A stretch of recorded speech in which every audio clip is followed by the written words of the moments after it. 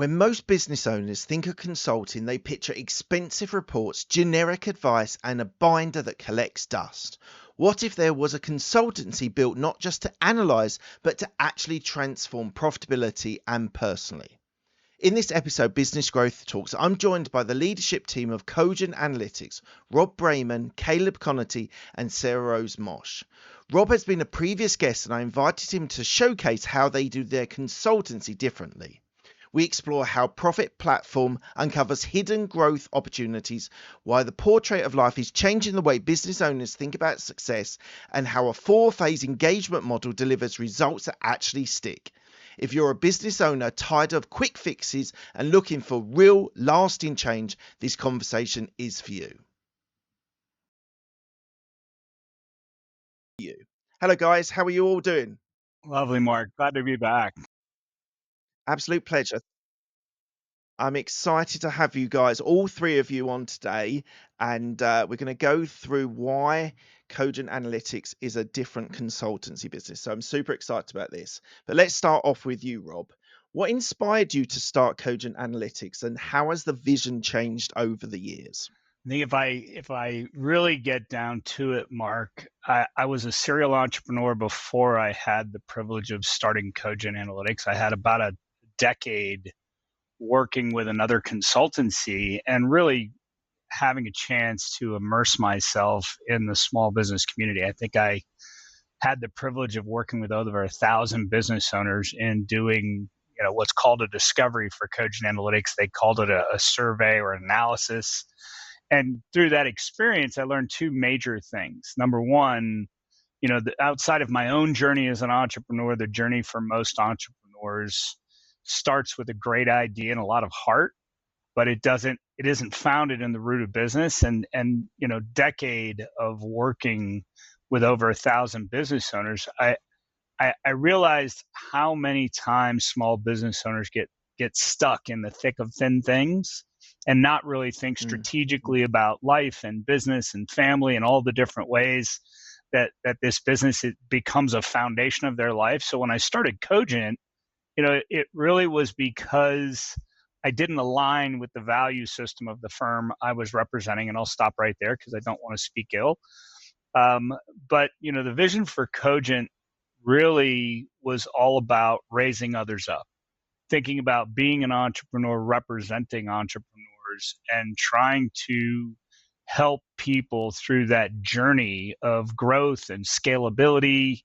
And that's the foundation of where the Profit Platform was born. And I would say after 11 years and thousands of clients later, that evolution from 6 people to over 250 members in the Cogent family and multi-discipline approach, I think we're at the forefront of our growth at our current size after 11 years. And my partners may want to speak to this issue of their own accord, but I think it's evolutionary. I think we're at that point at 250 people, 30 plus states, and still growing, that we're really at the beginning of the next step of our journey, not really in a mature phase. So Caleb, Sarah Rose, you may want to speak to this one as well. Well, I'll simply say, Mark, I am so excited about the impact that we continue to make. It seems like one of the things that puts us in a different echelon is that everybody here is so passionate about that mission and so aligned. If you walked around our halls and had the unique privilege of being able to do that and just pick somebody randomly, you would find out that whoever you picked would say very similar things as us. And I think that that's one of the most humbling thing for me. I know it's humbling for Rob and Sarah Rose. And as we look to take these next steps, it's that unity in mission that inspires other people to join our cause and allows us to be able to be fairly aggressive in the next 5 years of what our plan is. We will be a national brand in the next 5 years, and we're going to be well known across the United States for making the American dream happen. Sarah Rose, just on that, Sarah Rose, it sounds like from both Rob and Caleb that there's a mission, there's a purpose that's driving the business forward. Why don't you just touch on that? Yeah, absolutely. So our mission is to help business owners discover the opportunities that they are missing so far in their business, help empower them to achieve not just improved profitability, improved cash flow, and improved owner equity, but really to improve their quality of life. So our mission, and this is something that is a huge differentiator for us in the world of other consultancies, is that we have a relentless focus on the business owner's why. So I know that for your audience, for business owners out there who are listening to this, many are going to relate with this idea that a business owner is their business. They can't you can't separate the two. They are often one and the same. And we all know that deep down, entrepreneurs start their businesses with a really deep why, a deep reason. For some, it is providing for their family. For some, it is building a legacy. For some, it is making enough money to retire early and travel the world. And what makes Cogent so special is that we hone in on that why. And it's different for every entrepreneur out there. Anybody that we conduct a discovery with is going to have their own reasons why they're in business, why they put in the immense effort that it takes to be a business owner today. And we focus on improving the business to help them meet their life goals, right? Not the other way around. And Mark, if I can add to that, right? I'm gonna give it a name. We call it the portrait of life. Every entrepreneur picks up that paintbrush, and when they start their business, they think about, Sarah Rose said, the owner's why. We actually gave it a name because, sometimes you get trapped in the business of the business, or running your business every day, or worse yet, the business running you. And I'm sure some of your listeners are thinking, wow, I'm in the thick of my business running me.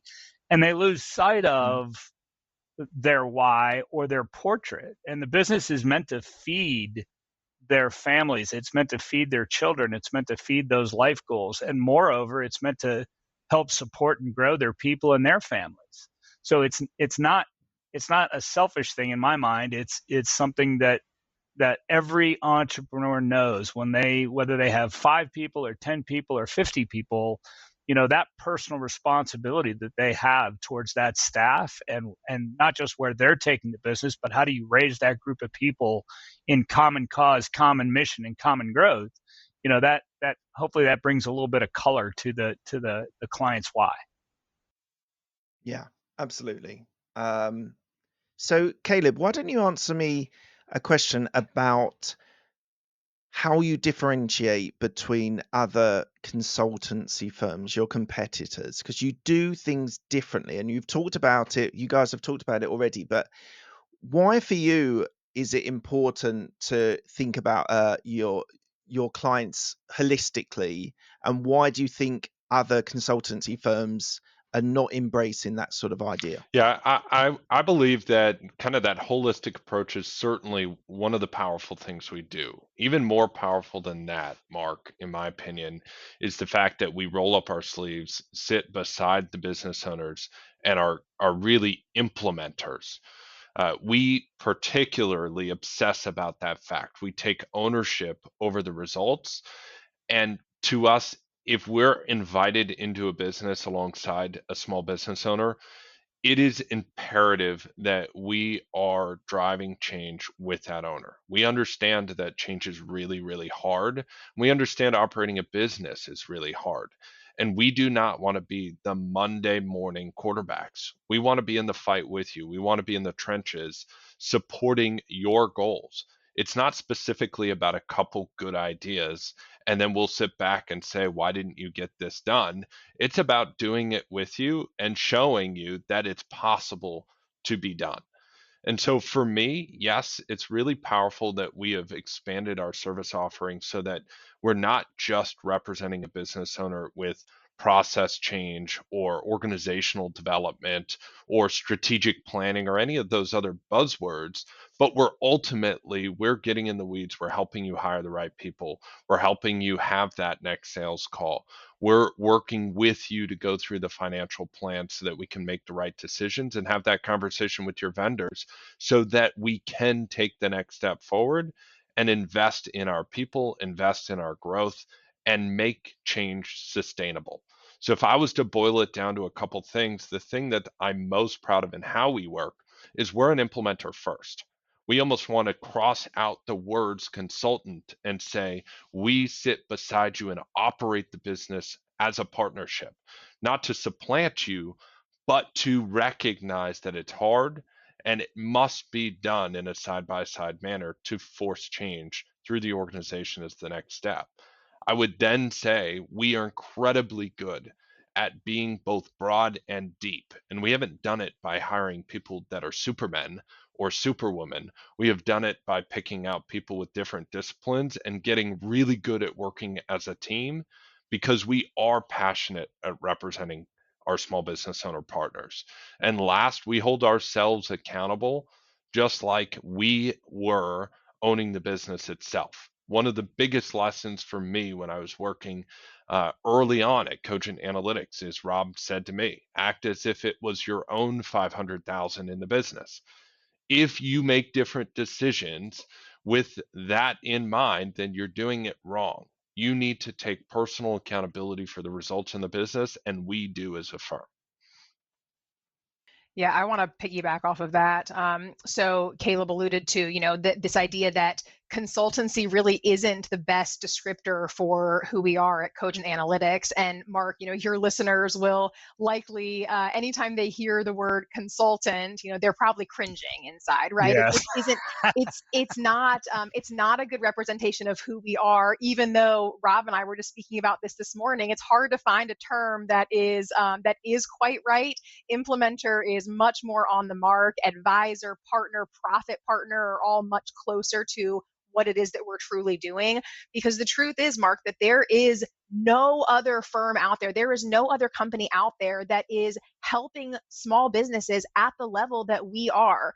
Caleb mentioned kind of a snippet of some of the service offerings that we have expanded over the last 11 years. And there is no part of a client's business that we are not touching actively. And it truly is a building and an implementation, a training and evaluation of the systems and processes and tools. And then it's tweaking it from there over and over again until we are right on the mark, right on the money, and helping that business owner meet their goals, whether it is scaling, whether it is stability, whatever that may be.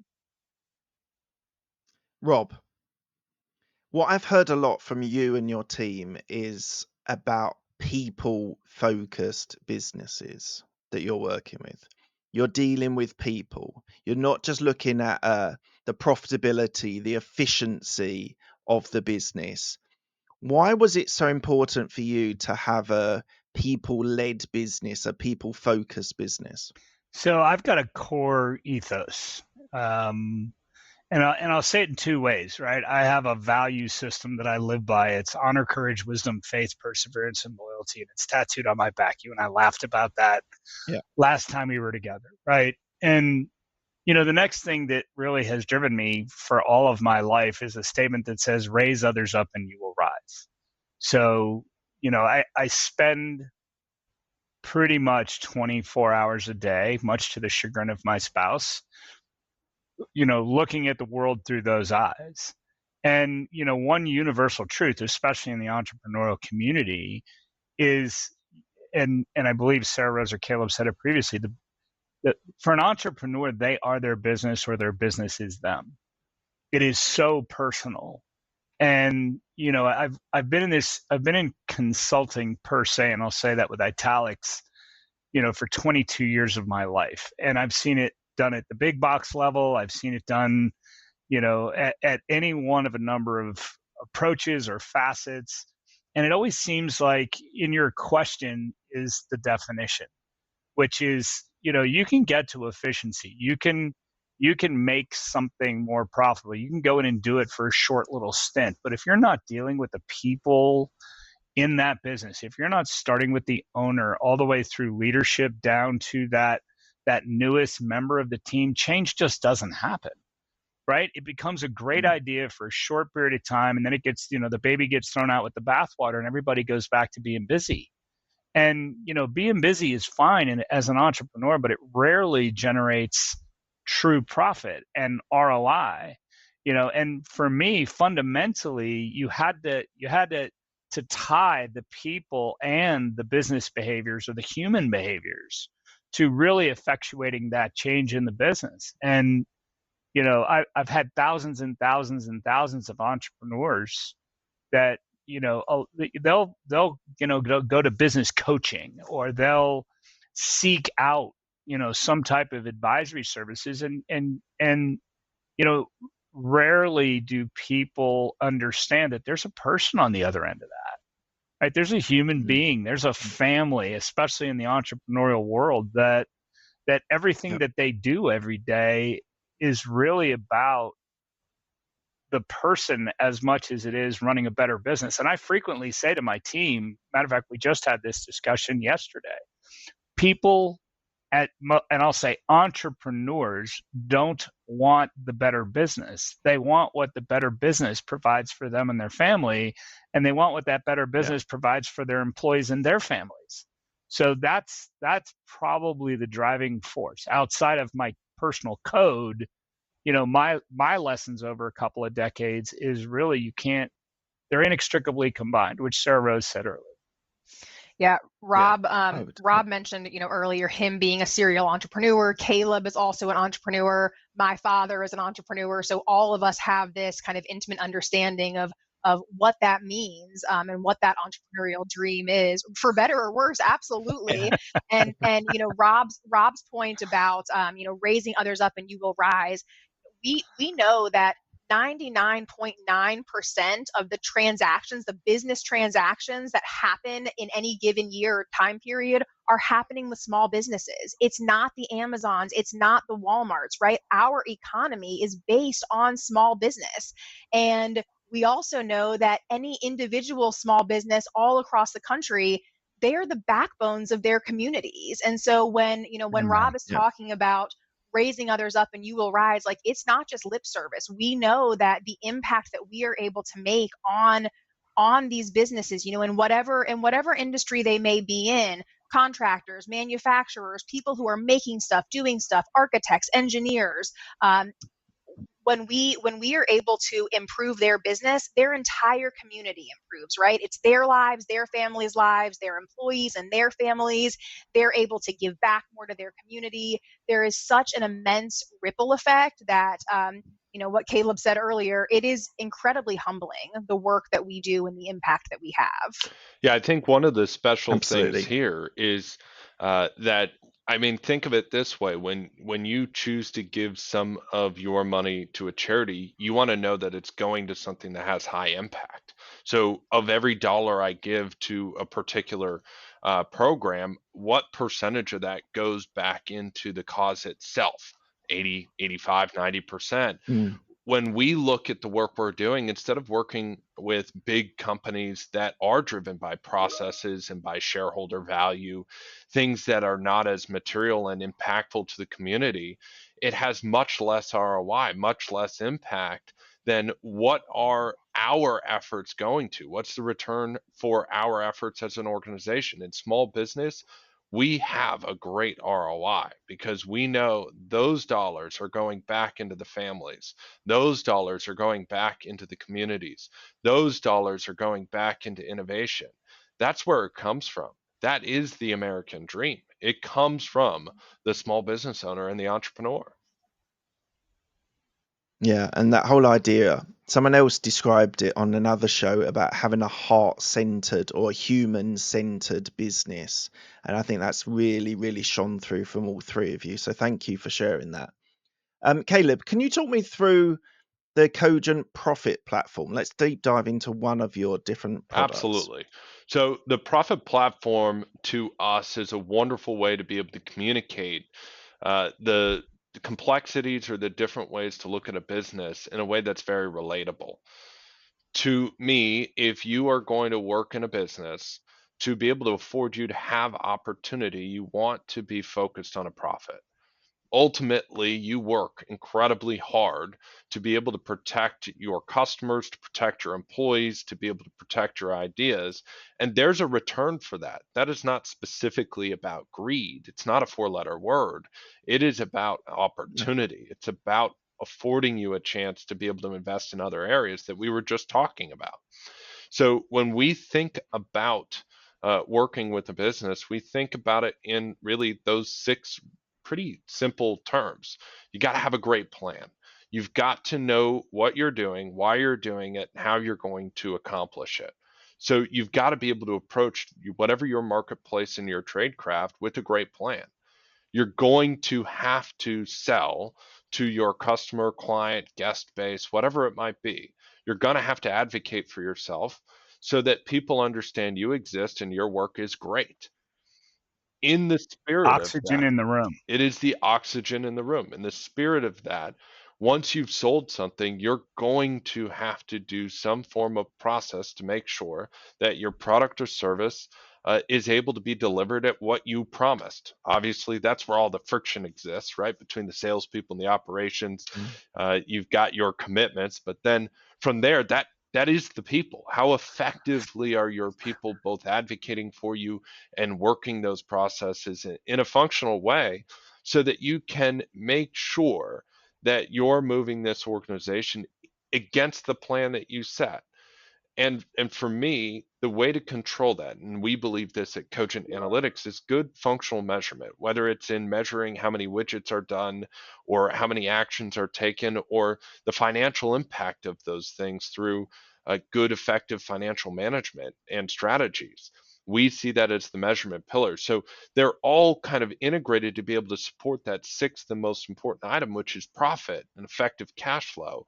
We've got to have a good plan. We've got to be able to advocate for what we're doing. We've got to fulfill it effectively with great people and measure things so that we can manage the actions in a tangible way. And we believe that that's a simple way to look at any given business. And we operate in many different industries.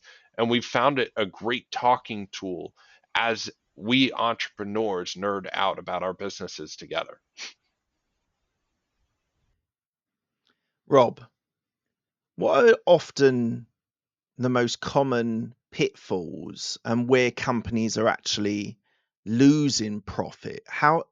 Just explain how a profit platform helps them identify that and how you can support them with that idea.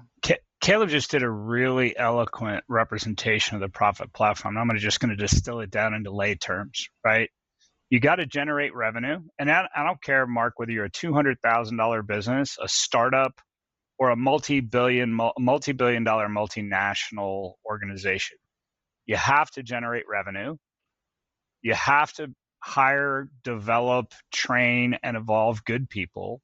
You have to have efficiency in that business, and you have to have some way to control it, right? So when you think about the profit leaks that occur in a business every day, it's hard to isolate down on one of the four pillars because I think they're inextricably combined. If you are not diligent about how you bid your product or services because you don't have control over your costs, you're likely going to either over or underbid, which means if you overbid it, you're not going to win the job. If you underbid it, you're likely going to lose money every time you try to perform that job. If you don't hire good people, you don't develop good people, you don't have good leadership in an organization, you end up with inefficiencies, bad communication. I frequently say you have communication breaks or process breaks, and we see that in every one of our clients, right? And worse yet, they'll hire people or tolerate underperformance as much because they don't have the structure of control in place as they hire the right or wrong people in the first place, right? Defined process and efficiency. Knowing how, after you bid something and you hire the right people, if you don't have really well-defined process and well-defined methodology to be able to produce your product or service in an efficient manner, you're going to lose profitability.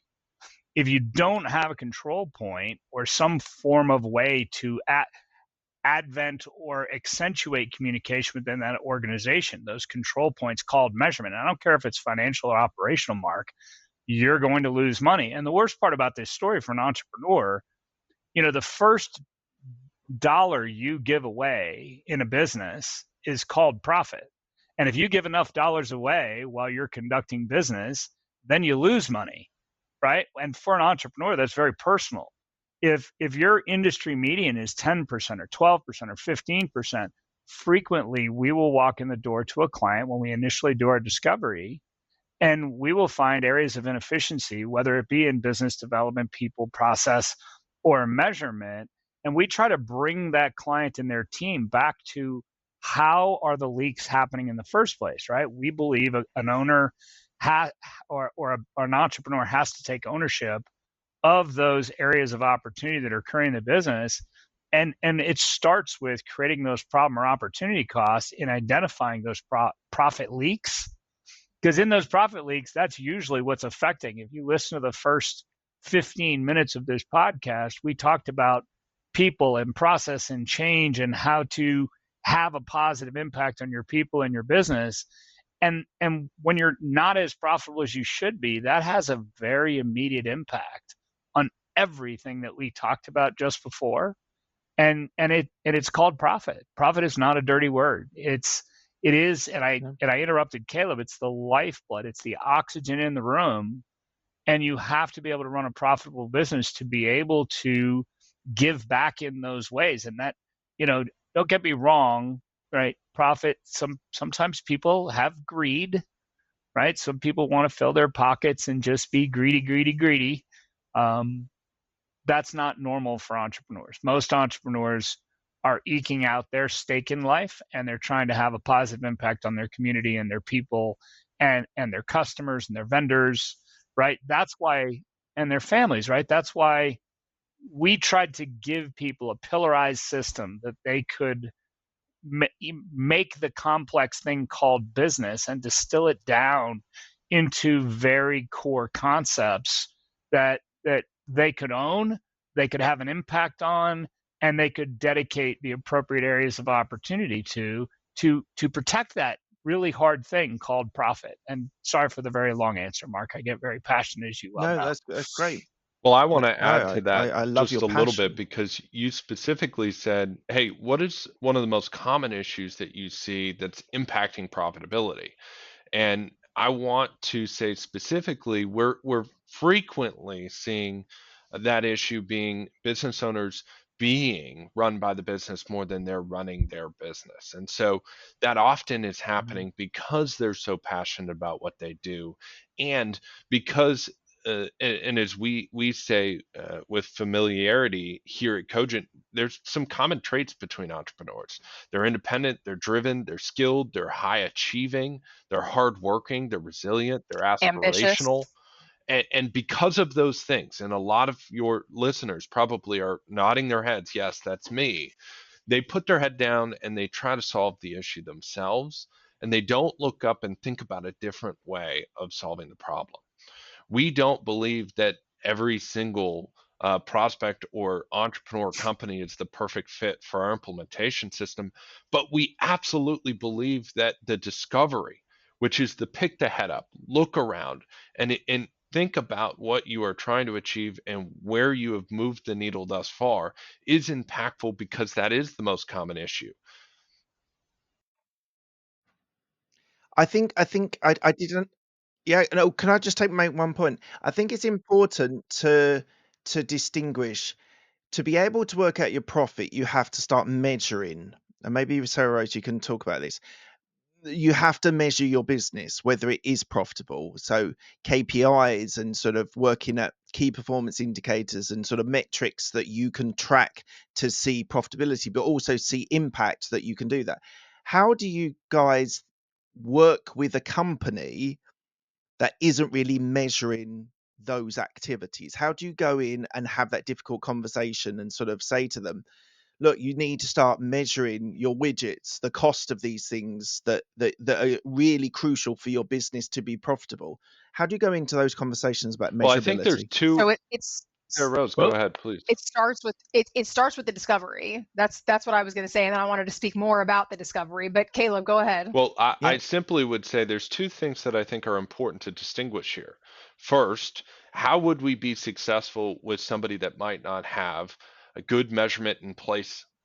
And then the second would be if somebody doesn't fundamentally believe in that activity, how do you have the conversation about why it's important? So we very frequently work with entrepreneurs that are so busy representing their customers well that they don't know whether all their effort is yielding any positive result outside of their customer experience. It's almost like I dig really good holes, but then I turn around and I fill them while I'm digging the next hole, and I look back and I've made no progress, right? And so Loved it. we Yeah. certainly want to inspire entrepreneurs to make an impact as they go and able to expand their footprint. In that circumstance, we do that all the time, and we start with something as simple as the bank statements. Everybody's got to put their money somewhere. Most people are not keeping it stored under their bed.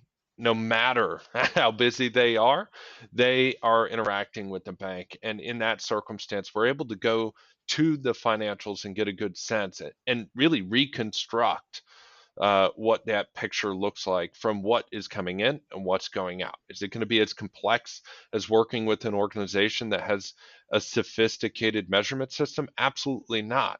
But once again, we're used to working with all types of businesses. The second is working with somebody like myself that really doesn't believe in measurement in the first place, right? And the people here would laugh because I'm a data analyst at heart. That's my he's the background. biggest geek of all of us. Yep. No. I barely got a response. It is disappointing, but I would say it goes back to the core of why we do what we do, which is what is important to that entrepreneur, and having a discussion first and foremost about what they're hoping to achieve, and really having a discussion about how measuring something allows them to empower their team to help them accomplish what they're looking for. It's not about the specific thing Yeah. we're trying to implement with a partner. It is always about what they're trying to achieve and us problem solving together and illustrating other areas where it's worked successfully for us and other entrepreneurs in the past. And Mark, I'm Empower gonna. to make it user friendly. Like we're That's the right. systems that we're building, implementing, training them on, which is critical, right? Like we're building systems, whether it's for measurement, for operations processes, whatever it may be. The systems that our project directors go in and are actually building, they're doing it alongside the business owner. They're implementing alongside the business owner so they can be tweaking as they go. They are training not just the owner, but the owner's entire team or all necessary stakeholders in these systems and evaluating consistently. So there is no cookie cutter model for us. Every individual business is going to have different needs, different measurement needs, Nuances. and that is exactly the nuances that aren't the same from one business to the next. And we are able to really put custom things in place that are user friendly for entrepreneurs who we all know are very busy. And Mark, I'm going to take a couple steps back before you go on to the next question, right? Because the discovery itself, your question was, okay, what do you do when they're not really measuring? And I think that discovery is the first teaching moment. When a client's busy being busy, sitting down with them and really understanding how their business is operating and finding those areas of opportunity.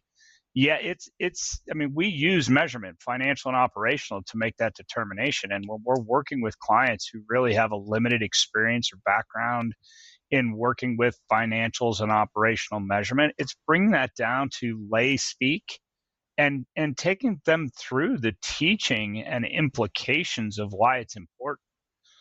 I don't think anybody here at Cogent Analytics invented the business, right? That the concepts of business, although we teach it very, very well. That discovery process, and Caleb made mention of this before, we don't take every client into the implementation phase, right? Some aren't ready. Some are we're not a good fit for, and some they're not a good fit for us, right? And it starts really in two foundations. When we represent a client, we believe in the ROI or RTO, return to owner or return on investment, prior to ever thinking about whether we'll represent a client. But then more importantly is, do we have a good partner? Do we have a business owner that we can teach, we can work with, we can show the implications or impact that's happening in that business? And if we have a good partner, we're very, very successful. I always say we can do amazing things. We just can't do it without the client, right? We're always respectful that it's their business. We're not owners, although we'll treat it like it's our $500,000 that we've invested. At the end of the day, it's their company, their people, their market, their customers, and we respect that. So when we go into that discovery, whether we take people on for an engagement or not isn't really germane to the discussion. What is that discovery is amazingly impactful because it's meant to be an empowerment exercise. We help clients see their business in a way that nobody, and I don't mean their accountants aren't talking to them in those terms, their attorneys aren't talking to those in those terms, their friends that own other businesses that, they're not getting that level of clarity. I think after 20 years of doing this, 20 plus years of doing this, we offer our clients a level of clarity about their business in that discovery process that I think is not achieved on par with what we achieve every single day of the week. So that's probably the best way for me to answer that question. Mark, that's a brilliant answer. Thank you, sir. Mark, I've got a question. Sarah Rose. I've got a question for you. Have you, in the last year or two, have you been to a physician or a doctor for a checkup? Of course. At my age, I'm 45 years old. I'm starting to have to. Right. So, and let me ask you, why do you do that? Not what the issue was, Mark. Just No, why yeah, do we go to the No, doctor? no, I'm not going to go into care these. that much. Yeah, in the reality of my situation, when you get to my sort of age, you have to start thinking about your health and your sort of for the idea of longevity because of kids, because of their legacy that you're going to have with them, and you want to be around. So it's something that I think health, especially as a parent as well, it becomes so much more crystallized for an individual, and that's definitely what I can talk to from my experience. So right, health is everything, and for us, the discovery it's like an MRI. It is a deep dive into the health of the business. And so exactly what Rob and Caleb have already said, that not every single small business out there is going to be a good candidate or the right fit for any reason for our implementation phase for a full engagement with Cogent Analytics. But every single business out there can and will benefit from a discovery.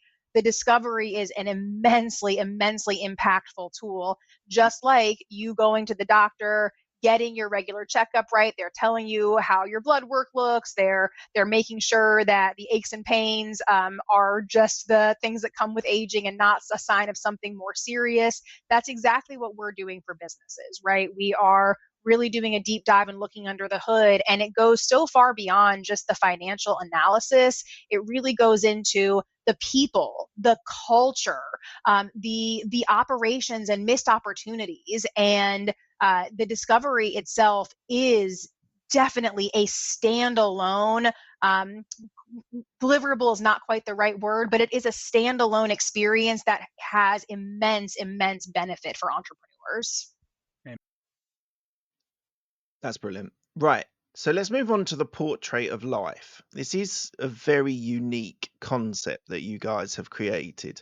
Sarah Rose, why don't you tell me about that idea of quality of life on top of for a business owner? Absolutely. So the same way that we have the profit platform, which is essentially the pillars centered around profit, we have pillars that center around quality of life. And again, just like with the profit platform, those pillars are not going to look the exact same for every business owner. We each have our own individual personal motivators, things that drive us. So just like with the profit platform, we've got sales and business development, we've got people, operations, and measurement.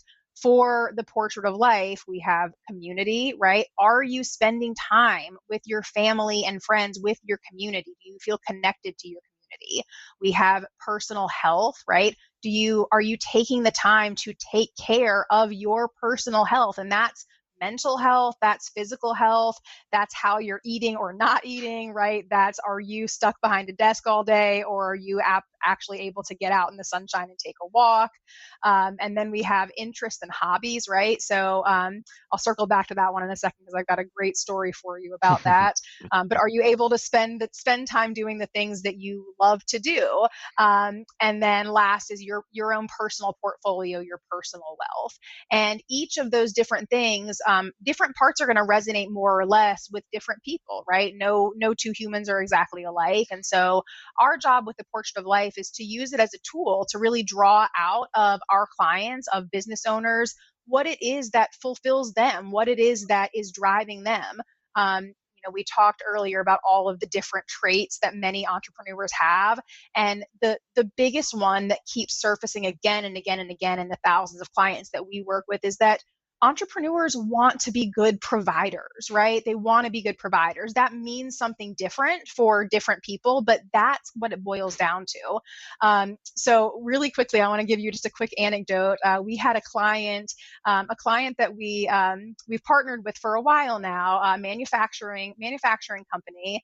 And when we sent our senior business analyst in to conduct the discovery, in the first day, it was uncovered by our analyst that the owner of this manufacturing firm is a speedboat enthusiast. Okay, this guy absolutely loves boats, and he had built a profitable business.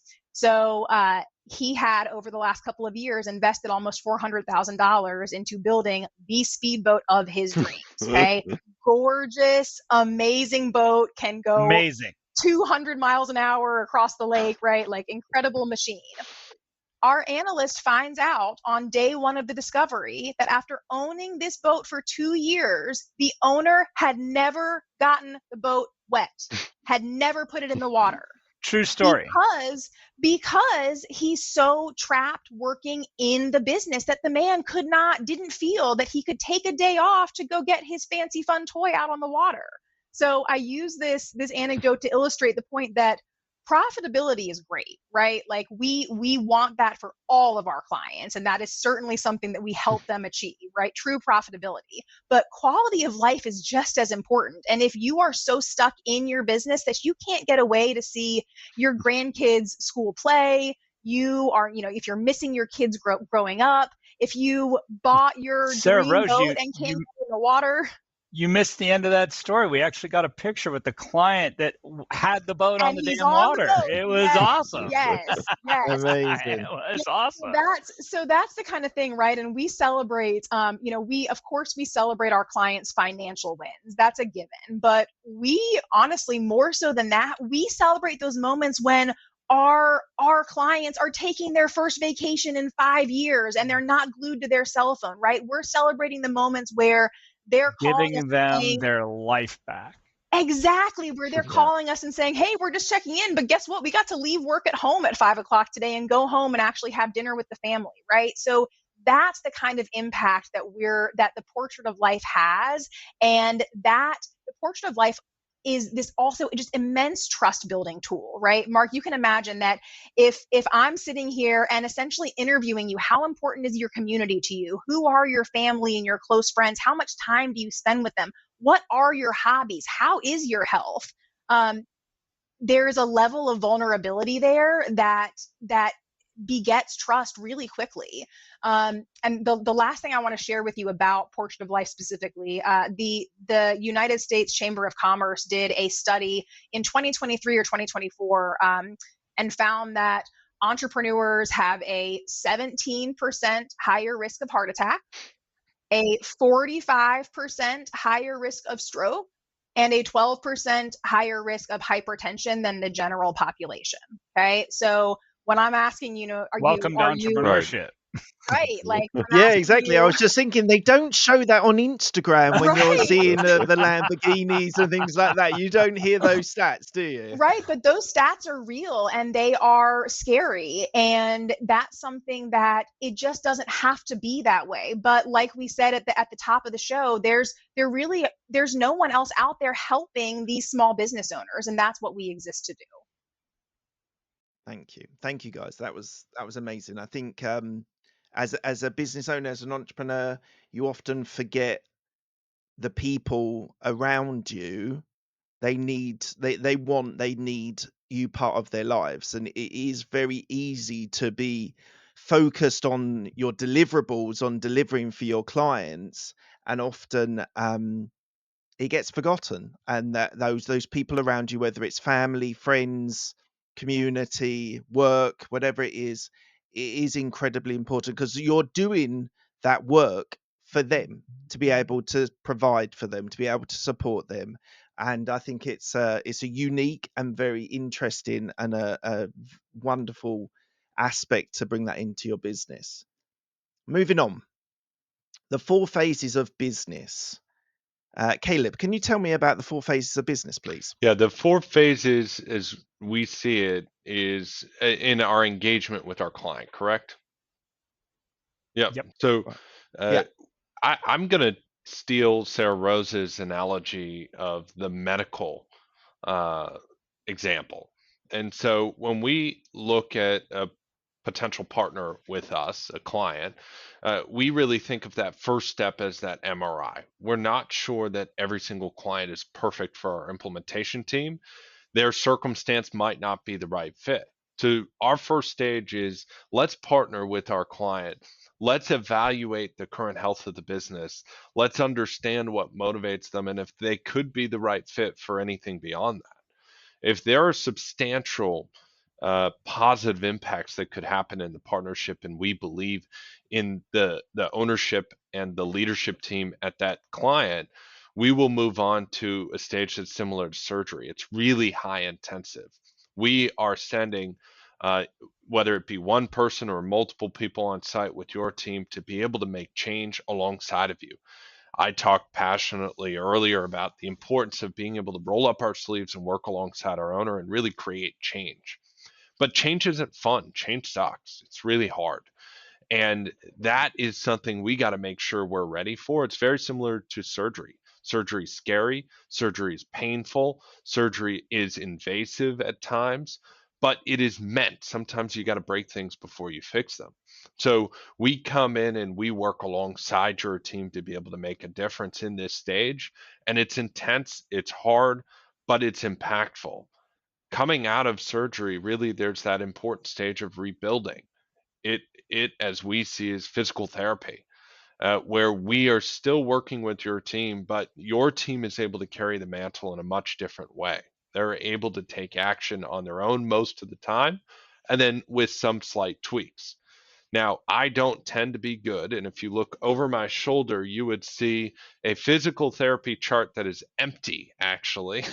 And that is because I have a back injury that I'm trying to fix so I can play more golf. Oh, shoot, that's the interest in our portrait of life. I'm sometimes as bad as our Yeah. partners. But in this, I am very bad at the follow up and the personal accountability.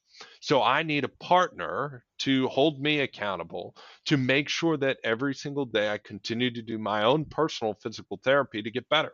It's not much different when it comes to us working with our owners about the difficult changes we made. And last but not least, we've got that next MRI to say, we said we were going to do ABC. Did we do it?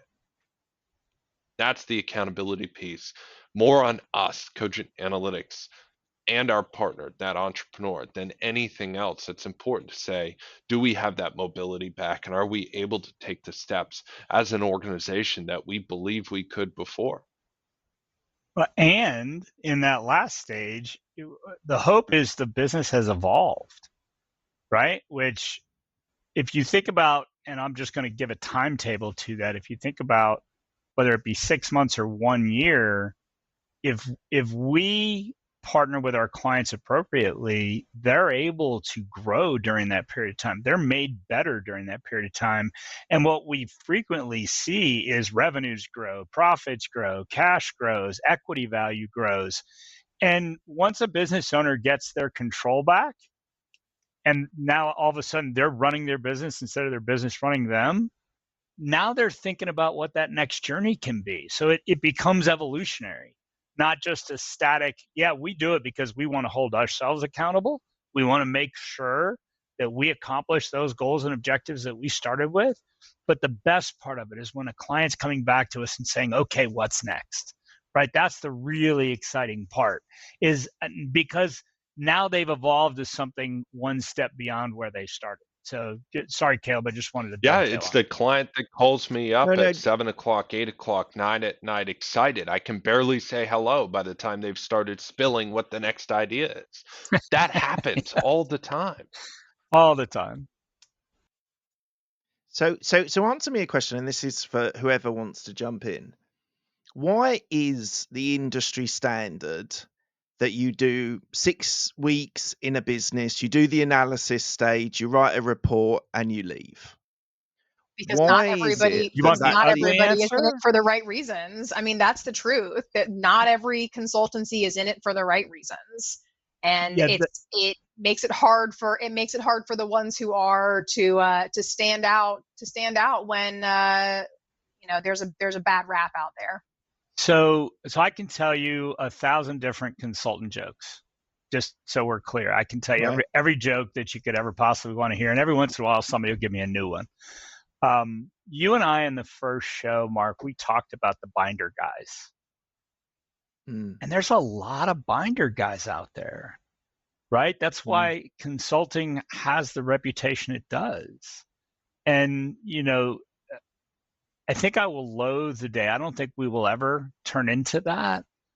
But I would loathe the day should that ever occur. I have a very, very passionate group of people. And the one thing I started Cogent Analytics with is I never wanted to be a binder guy, right? And what we mean by the binder guys, it's that pretty little blue book sitting on the back shelf that nobody looks at, nobody uses, and it's gathering dust. I mean, I could probably start a fire with it faster than it made an impact on the business. And to me, at my core, that offends me, right? People pay an ungodly amount of money in search of professional advisory services because they typically open the business and they don't have all the right answers. And the first thing they do is they reach out to somebody searching for help, and they end up with the damn blue binder. And that, sorry to, use a little profanity on your show, but that damn blue binder pisses me off. It just, we go into those clients and we see that really negative impact. And it, sometimes we have to get past that hurdle when we first start working with a client because they've had the binder experience. And you kind of have to level set with the client and that differentiation. And it's, to me, why did the industry go there? Why did the industry become that? I wish I knew, because those problems existed long before I went into it. And, you could talk about ethics, you can talk about motivations, you can talk about, the spirit of the people offering that service. Too frequently, I think people go into consulting so they can make their own paycheck, then make a paycheck for others. So, maybe my peers want to offer some different insight onto that answer, but that's mine. Well, I mean, I do for a second, and I'm going to use the sport football because I think that relates to both you, Mark, and us, just in different ways, And with that in mind, like, it is the real right, football. exactly. With that, I mean, like, there's so many people that are Monday morning quarterbacks. There's just so many because it's easier to be the quarterback than the person on the pitch. It is so much easier to be the quarterback than the person actually on the pitch. And for us, we even see people join our firm and sometimes trend towards the, okay, I'm sitting on the sidelines giving advice rather than dragging up my sleeves, getting into the weeds, and having to win and lose alongside a client. I absolutely love the speech, The Man in the Arena. I don't know if you've ever heard of it, but it was by Theodore Roosevelt. Back in the day when they never recorded anything, he legitimately had to go from town center to town center to town center to say it over and over and again. And one of the things he says in it is, it's not the critic who counts, not the man who points out that the strong man stumbles or how the strong man stumbles, or the doer of deeds could have done them better. The credit belongs to the person in the arena fighting. And we intend, and every day we are in the arena with our clients because that's what really matters. It is too easy to be the Monday morning quarterback and not the person on the field. That's why it happens. So I think it's easy. I think it's easy and it's profitable, and that's why management consultancy has done that for decades, because they go in, there's no accountability on the on the results that the report that they've written. They can be in and out and probably loop back to the same company a year or two later and do it again. So I think it's an industry problem. It is. Yeah, and Absolutely. one of the ways that we combat that stigma is something that we're calling the Cogent assurance process, which is a big portion of our life cycle or physical therapy stage. And that's the process in which, the accountability that we're holding ourselves to is really heightened. We are doing weekly strategic plan reviews with our clients to make sure that we are still acting against the plan that was laid out or tweaking the plan, because as we all know, plans need to be able to change and evolve as the market evolves, as industries evolve. And then we do monthly financial reviews to continuously validate the ROI. We're asking entrepreneurs to make a big investment with us when they agree to implementation. And it's critical for us that they are making that money back and then some, and sometimes then a lot of some. Right. So we really pride ourselves on maintaining accountability on our end. Yeah, that's the us accountability for sure. Because we never, I'm sure you get the passion out of all of us. We never want to be that, right? It just offends us at our core because we live in it, Mark, right? You got to imagine we have at least a strong appreciation of who our competition is in the market space, right? So we see it in very real terms, and a lot of times we see the impact to our clients, and we see, in the worst cases, the damage that's done.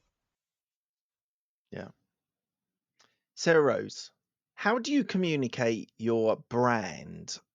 Like, what mechanisms, what ways are you doing that to be able to share the differences that you guys do compared to your competitors? Yeah, so we emphasize a lot of what we've been emphasizing in this conversation. We emphasize implementation, we emphasize trust, accountability, and true partnership. And for us, as you can hear, these are not just empty buzzwords. We are really working in the trenches alongside business owners. We're building, implementing, training, evaluating. We are building trust with them, not just through the portrait of life, but also based on our experience and expertise. The business analysts and the advisors, the project directors that we hire are the best in the industry, and they are not coming from corporate America. These are men and women who are entrepreneurs themselves or have worked alongside entrepreneurs in small businesses all over the country and have driven real change. So when it comes to communicating who we are, we are authentic. We stand behind our mission, and every member of the Cogent Analytics family can speak to the mission and believes in it wholeheartedly. And so, we are our clients, right? We are the entrepreneurs. We are the family-oriented people. We are who we're working with. And so we want to meet them where we are. We're not presenting them with jargon. We're not presenting them with fluff. We are certainly not presenting them with a one-size-fits-all model, because one size does not fit all in this industry. And we really take a lot of pride in the fact that we exist to raise up entrepreneurs. Yeah, let me frustrate half your audience, Mark. We're not Man City, we're Liverpool.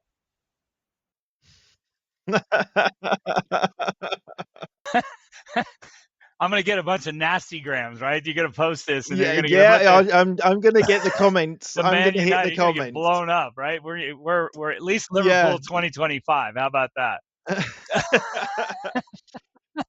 But the interesting thing, you give that football soccer analogy, and I think this is what you're alluding to, is Liverpool as a club is based around the community that was there originally.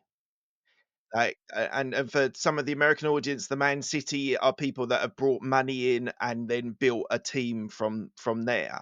And I think it's a really interesting analogy you give there, Rob, because when you're looking for working with companies that are built around community, that are built around family, that are built around a support network around the entrepreneur, you're going to get the best out of them, whether it is the portrait of life, whether it is the profit platform. You have the different services that you're able to flex to what the needs of that entrepreneur is. And I think that's what's come out of this conversation for me personally is, and I love the fact that you're bespoking, because you understand there's systems and processes and services that you provide, but there are requirements for specific companies that they need certain things that maybe another company wouldn't.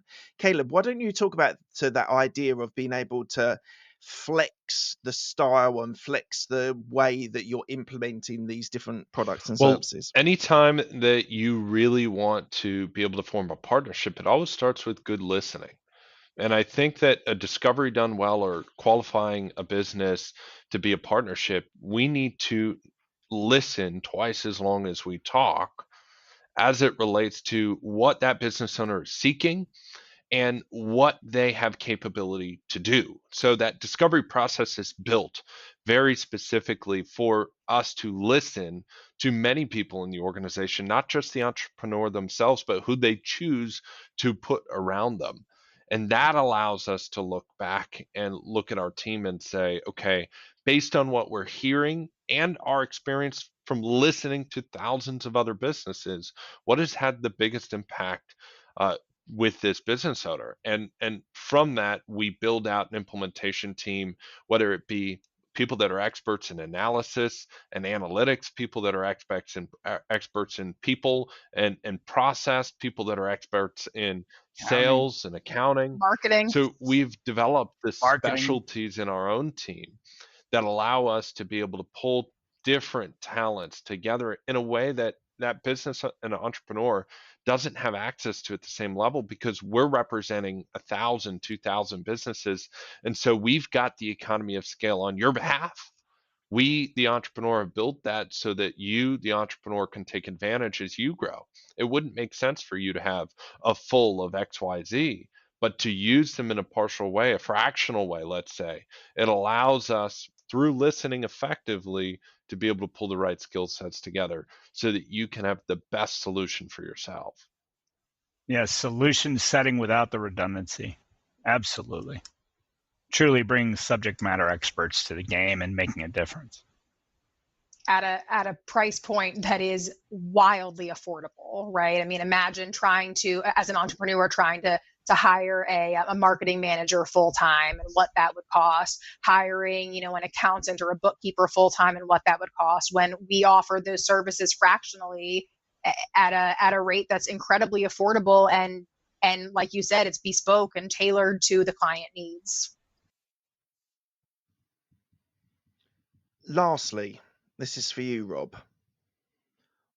Why is Cogent's mission, message, purpose that you're doing so important, primarily for you, but also for all entrepreneurs that are interested to be able to grow their business? Why is it so important for you to actually do this day in, day out? Why is it your original mission? I got out of the military when I was a very young man, and I found myself on my entrepreneurial journey prior to being 30 years old. And suffice to say that I could probably tell you where all the tripping stones are, right? I don't think in life you ever find success without falling down a couple of times. I have had some great rejoicements over the course of my life. And then I had the privilege of working with thousands of other small business owners on their journey. And if, I say to my people, if you don't feel that, if you really don't understand what it takes to be an entrepreneur and the sacrifices that happen every single day, and I mean that, if you don't feel that in your soul, in the lot that an entrepreneur chooses, because many people can go get JOBs. Choosing to be an entrepreneur is a different burden because you're responsible for not just your own family, but for the people that you employ and come to work with you every day and make your vision better. And, that raise others up and you will rise really does bring to life the why I do it every day. I've just had so many instances of, whether it's saving somebody from bankruptcy or watching a family that's been fighting the fight for 20 years and really just having that JOB instead of truly having that investment that made life better, richer, more colorful. When I first started Cogent, it came after 10 years or 11 years of representing under somebody else's banner. And I said this earlier, it taught me two things. It taught me everything that I never wanted to be by building Cogent Analytics. And then it taught me about everything I really wanted to be. And that's, how do I represent people just like myself, right? I think I've got 7 or 8 businesses under my banner. Not everyone was a success. I'd like to believe that my successes far outweigh my failures. And I think I definitely learned as much about my failures as I did my successes. There's nothing like the entrepreneurial journey. I don't think there's anything that'll ever touch it. I'll be an entrepreneur till the day the good Lord gives me my last breath. And better yet, my entrepreneurial journey now is about other entrepreneurs and their journey. So that gets me up in the morning. And I always tell my people, if you don't feel that, we give an award in Cogent Analytics, and I've said to every person that's ever joined this firm, you're either going to become addicted like the rest of us idiots, or it's like clawing your eyes out with 2 rusty spoons. And I swear that I've said that to every single person that's ever joined this firm. You're either going to become addicted like the rest of us idiots, or it's like clawing your eyes out with 2 rusty spoons. And we give away the Rusty Spoon Award every year to that person that it best exemplifies that Cogent spirit. So that it just, you got to feel it. You got to live it. You got to walk it. It's not the talk, it's the walk. Yeah. Look, guys, Caleb, Sarah Rose, and obviously Rob as well, thank you so much for being with me today. This has been an amazing journey for me to hear the different aspects of your business and the heart-centered aspect of, you don't want to use the word consultancy, but I'm going to use it anyway because most of our audience will know it. Look, it's been an absolute pleasure speaking to all of you. Thank you so much for your time, and I appreciate all of your comments today. Cheers, Mark. It's been amazing.